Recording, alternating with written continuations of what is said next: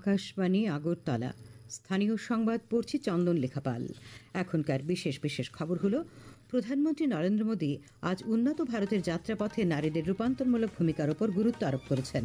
মুখ্যমন্ত্রী অধ্যাপক ডক্টর মানিক সাহা বলেছেন, দেশ বিদেশের শিল্পপতিরা রাজ্যে বিনিয়োগে আগ্রহী। আকাশবাণী আজ 90 বছর পূর্তি উদযাপন করছে। ত্রিপুরা ফুটবল অ্যাসোসিয়েশন পরিচালিত ঘরোয়া দ্বিতীয় ডিভিশন লীগ ফুটবল প্রতিযোগিতা আজ থেকে শুরু হয়েছে। এবারে আসছি বিস্তারিত সংবাদে।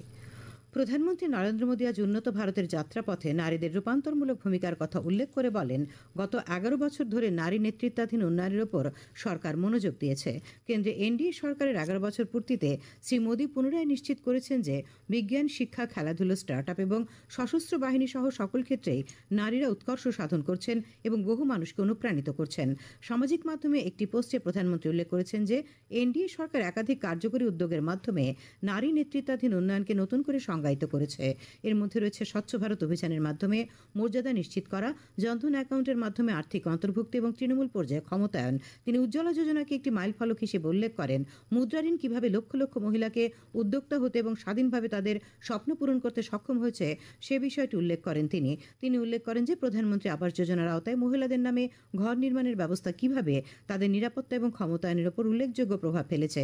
প্রধানমন্ত্রী বেটি বাঁচাও বেটি পড়াও অভিযানকে কন্যা শিশুদের সুরক্ষার জন্য একটি জাতীয় আন্দোলন হিসেবে বর্ণনা করেন। মুখ্যমন্ত্রী অধ্যাপক ডক্টর মানিক সাহা বলেছেন, দেশ বিদেশের শিল্পপতিরা রাজ্যে বিনিয়োগে আগ্রহী। আজ বামুটিয়া বিধানসভার তুফানিয়ালুঙ্গা চা বাগানে মেগা প্রশাসনিক শিবিরের উদ্বোধন করে তিনি কথা বলেন। তিনি বলেন, সম্প্রতি দিল্লিতে প্রধানমন্ত্রী নরেন্দ্র মোদীর উপস্থিতিতে উত্তর পূর্বে বিনিয়োগ বিষয়ক শীর্ষ সম্মেলনে উত্তর পূর্ব ভারতের রাজ্যগুলিতে 30,000 কোটি টাকা বিনিয়োগের চুক্তি স্বাক্ষরিত হয়েছে। এর মধ্যে 15,800 কোটি টাকা ত্রিপুরায় বিনিয়োগ করার চুক্তি হয়। অনুষ্ঠানে মুখ্যমন্ত্রী জানান, ত্রিপুরা উত্তর পূর্ব ভারতের মধ্যে মাথাপিছু রোজগার এবং জিএসটির ক্ষেত্রে দ্বিতীয় স্থানে আছে। রাজ্যে শান্তি শৃঙ্খলা দেশের অন্য রাজ্যের তুলনায় এখন ভালো। এই কারণে রাজ্যের উন্নয়নের গতি বেড়েছে। মুখ্যমন্ত্রী বলেন, ত্রিপুরা একমাত্র রাজ্য যেখানে আয়ুষ্মান ভারতের সুবিধা প্রায় সব অংশের মানুষ পেয়েছেন। তিনি বলেন, গত 29 মে রাজ্য বিকশিত কৃষি সংকল্প অভিযানের সূচনা হয়েছে। মোট 1,72,000 কৃষকের কাছে এই অভিযানে যাওয়ার লক্ষ্য নেওয়া হয়েছিল। ইতিমধ্যে লক্ষ্যমাত্রা ছাড়িয়ে গেছে। তিনি জানান, ত্রিপুরায় কৃষকদের আয় গত 8 বছরে বেড়ে 13,590 টাকা হয়েছে। তিনি জানান, মোহনপুরে এখন পর্যন্ত 241 জন চা শ্রমিককে জমির পাট্টা দেওয়া হয়েছে। আজ তুফানিয়া লুঙ্গা 82 জনকে জমির পাট্টা দেওয়া হয়। মুখ্যমন্ত্রী আরও বলেন, রাজ্যে 8 জেলায় নেশামুক্ত কেন্দ্র খোলা হবে। বিশ্রামগঞ্জ অত্যাধুনিক মানের নেশামুক্ত কেন্দ্র গড়ে তোলার কাজ শুরু হয়েছে। তিনি আরও জানান, চিকিৎসা ক্ষেত্রে ত্রিপুরা উন্নতি করছে। 2023-এ আমরা আবার সেই প্রতিকারের সুশাসন 2 আমরা নভেম্বর মাসে আমরা শুরু করি। এতে করে মানুষ বুঝতে পারছে যে এই সরকার মানুষের কত কাছের সরকার, এবং আমরা সবসময় চাই যে মানুষের সাথে আমরা থাকার জন্য। ইলেকশনের সময় আমাদের জনপ্রতিনিধিগণ সবার ঘরে ঘরে যায়, কিন্তু আমরা ভোটের সময় যাই ঠিকই, কিন্তু তার পরবর্তী সময়েও মানুষের জন্য যে কারণে আমাদের জনপ্রতিনিধিদের নির্বাচিত করেছে সেই দায়বদ্ধতা নিয়ে তাদের যে বিভিন্ন সমস্যা সেই সমাধানের লক্ষ্যে আমাদের সরকার আমরা মানুষের কাছে আমরা যাচ্ছি। মুখ্যমন্ত্রী বলেন, আগরতলা আইএলএস হাসপাতালের পাশে 100 শয্যার চক্ষু হাসপাতাল গড়ে তোলার জন্য 5 কোটি টাকা বরাদ্দ করা হয়েছে। আজকের শিবিরে 250 জনকে বিভিন্ন গাছের চারা বিতরণ করা হয় এবং রক্তদান শিবির হয়। উপস্থিত ছিলেন পশ্চিম জেলা জিলা পরিষদের সভাধিপতি বিশ্বজিৎ শীল, ত্রিপুরা চা উন্নয়ন নিগমের চেয়ারম্যান সমীর রঞ্জন ঘোষ, প্রাক্তন বিধায়ক কৃষ্ণধন দাস, পশ্চিম জেলার অতিরিক্ত জেলা শাসক মেঘা জৈন প্রমুখ। এনডিএ সরকারের 11 বছর বিকশিত ভারতের অমৃতকাল। এই সময়ের সেবা, সুশাসন, গরিব কল্যাণের সাফল্য দেশের সমস্ত জনগণের কাছে পৌঁছে দেওয়ার লক্ষ্যে বিজেপির 29 কৃষ্ণপুর মণ্ডলের উদ্যোগে আজ কর্মশালা হয়। চাকমাঘাট কমিউনিটি হলে আয়োজিত কর্মশালায় উপস্থিত ছিলেন জনজাতি কল্যাণমন্ত্রী বিকাশ দেববর্মা। তিনি ভারত সরকারের গত 11 বছরের অগ্রগতি, নরেন্দ্র মোদীর নেতৃত্বে দেশে চালু হওয়া বিভিন্ন উন্নয়নমূলক প্রকল্পের ওপর আলোকপাত করেন। কেন্দ্র এবং রাজ্য সরকারের যৌথ প্রয়াসে সাধারণ মানুষের জীবনে ইতিবাচক পরিবর্তন এসেছে বলে উল্লেখ করেন তিনি। অনুষ্ঠানে প্রধানমন্ত্রী উজ্জ্বলা যোজনা, প্রধানমন্ত্রী আবাস যোজনা, জনধন যোজনা, বিনামূল্যে রেশন এবং রাজ্য সরকারের শিক্ষামূলক ও সামাজিক প্রকল্পের বাস্তবায়ন সম্পর্কে বিশদ আলোচনা হয়। অনুষ্ঠানে মণ্ডল সভাপতি ধনঞ্জয় দাস সহ মণ্ডলের অন্যান্য নেতৃবৃন্দ উপস্থিত ছিলেন।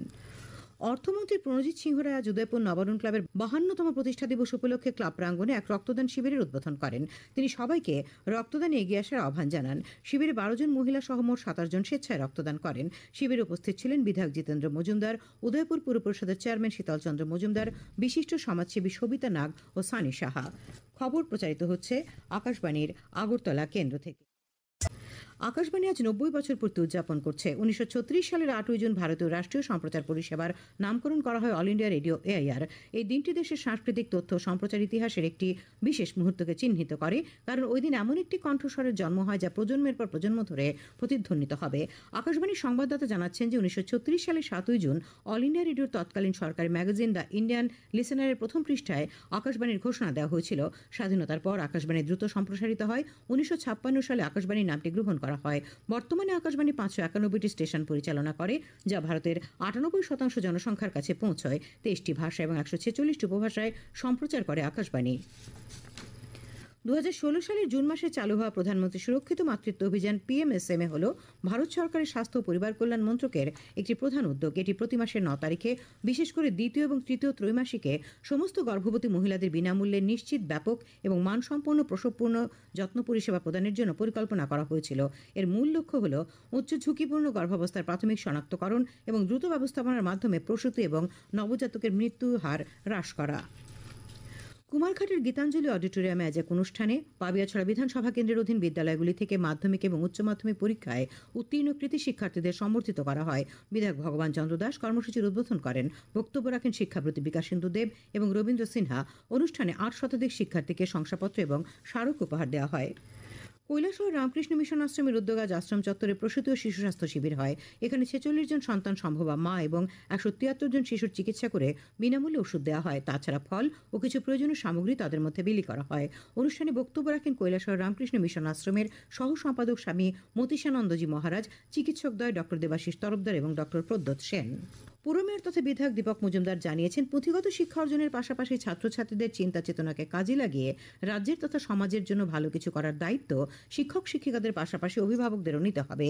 তবে একটি সুস্থ এবং সমৃদ্ধিশালী সমাজ গড়ে তোলা সম্ভব। আজ আগরতলা পুর নিগমের 39 নম্বর ওয়ার্ডের উদ্যোগে চলতি শিক্ষাবর্ষে মাধ্যমিক এবং উচ্চ মাধ্যমিক পরীক্ষায় সাফল্য অর্জনকারীদের সম্বর্ধনা প্রদান অনুষ্ঠানে তিনি কথা বলেন। অনুষ্ঠানে উপস্থিত ছিলেন কর্পোরেটর অলোক রায়। অনুষ্ঠানে এলাকার মাধ্যমিক এবং উচ্চ মাধ্যমিক পরীক্ষায় কৃতী ছাত্রছাত্রীদের সম্বর্ধনা জানান মেয়র সহ অন্যান্য অতিথিরা। প্রধানমন্ত্রী নরেন্দ্র মোদীর নেতৃত্বে সেবা, সুশাসন ও গরিব কল্যাণের 11 বছর পূর্তি উপলক্ষে আজ খোয়াই বিধানসভার অন্তর্গত লালছড়ায় জনসম্পর্ক অভিযান কর্মসূচি হয়। কর্মসূচিতে প্রতিটি গ্রামের সাধারণ মানুষের সঙ্গে কথা বলা হয়। রাজ্য ও কেন্দ্রীয় সরকারের সুযোগ সুবিধা সম্পর্কে তাদের মতামত নেওয়া হয়। এই অভিযানে আজ অংশগ্রহণ করেন বিজেপির খোয়াই জেলা কমিটির সাধারণ সম্পাদক সমীর কুমার দাস, খোয়াই মণ্ডল সহসভাপতি প্রণব বিশ্বাস, মণ্ডল কমিটির সদস্য অশোক পাল, তারাপদ রায় সহ অন্যান্য নেতৃবৃন্দ। বন্যা পরবর্তী পরিস্থিতিতে মানুষের স্বাস্থ্য সুরক্ষায় প্রতাপগড় বিধানসভা কেন্দ্রের কবিরাজ টিলার পল্লী উন্নয়ন সংঘের উদ্যোগে আজ স্বাস্থ্য শিবির হয়। শিবিরে এলাকার শতাধিক মানুষের স্বাস্থ্য পরীক্ষা করে বিনামূল্যে ওষুধ দেওয়া হয়। বন্যার জল সরে যাওয়ার পর যে সমস্ত জলবাহিত রোগে সাধারণ মানুষ আক্রান্ত হন তা থেকে রক্ষা করার জন্যই এই শিবিরের আয়োজন বলে জানিয়েছেন পল্লী উন্নয়ন সংঘের কর্মকর্তারা। খেলার খবর। ত্রিপুরা ফুটবল অ্যাসোসিয়েশন পরিচালিত ঘরোয়া দ্বিতীয় ডিভিশন লিগ ফুটবল প্রতিযোগিতা আজ থেকে শুরু হয়েছে। উমাকান্ত মিনি স্টেডিয়ামে আসরের উদ্বোধন করেন মুখ্যমন্ত্রী প্রফেসর ডক্টর মানিক সাহা। পরে নৈশালক উদ্বোধনী ম্যাচে ঐকতান যুব সংস্থা ও স্কাইলার ক্লাবের খেলা শুরু হয়। এবারের আসরে 9টি দল অংশ নিয়েছে। সিঙ্গেল লেগের ভিত্তিতে চ্যাম্পিয়নশিপের ফয়সালা হবে। আবহাওয়ার পূর্বাভাসে বলা হয়েছে, আগামীকাল আকাশ অংশত মেঘাচ্ছন্ন থাকবে। কিছু কিছু স্থানে হালকা থেকে বজ্রবিদ্যুৎ সহ বৃষ্টিপাতের সম্ভাবনা রয়েছে। আগামীকাল সর্বোচ্চ তাপমাত্রা 35 ডিগ্রি সেলসিয়াস এবং সর্বনিম্ন 25 ডিগ্রি সেলসিয়াসের আশেপাশে থাকবে। আজ সর্বোচ্চ তাপমাত্রা ছিল 35.6 ডিগ্রি সেলসিয়াস এবং সর্বনিম্ন 26.6 ডিগ্রি সেলসিয়াস। শেষ করার আগে খবরের বিশেষ অংশগুলি আর একবার। প্রধানমন্ত্রী নরেন্দ্র মোদী আজ উন্নত ভারতের যাত্রাপথে নারীদের রূপান্তরমূলক ভূমিকার উপর গুরুত্ব আরোপ করেছেন। মুখ্যমন্ত্রী অধ্যাপক ডক্টর মানিক সাহা বলেছেন, দেশ বিদেশের শিল্পপতিরা রাজ্যে বিনিয়োগে আগ্রহী। আকাশবাণী আজ 90 বছর পূর্তি উদযাপন করছে। ত্রিপুরা ফুটবল অ্যাসোসিয়েশন পরিচালিত ঘরোয়া দ্বিতীয় ডিভিশন লিগ ফুটবল প্রতিযোগিতা আজ থেকে শুরু হয়েছে। স্থানীয় সংবাদ আজকের মতো এখানেই শেষ হলো। পরবর্তী বাংলা স্থানীয় সংবাদ শোনা যাবে আগামীকাল সকাল 7:35 মিনিটে।